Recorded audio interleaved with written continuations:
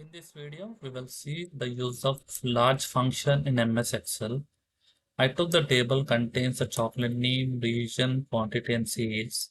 But I want to find the third largest number in the sales. That is third largest sales in the sales values.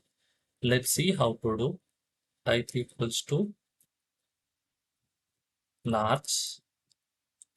I want to find the select the array, that is select the sales array, comma. The K denotes the number of the position of the largest number. I want to find the third largest number, type 3, close parenthesis, enter. $25,700 is the third largest sales value in the sales column. If you want to find the fourth largest, just remove this third 3 and type 4. That's it. 23,100 is the fourth largest sales value in the sales column. If you like this video, please don't forget to like, share, and subscribe. Thank you.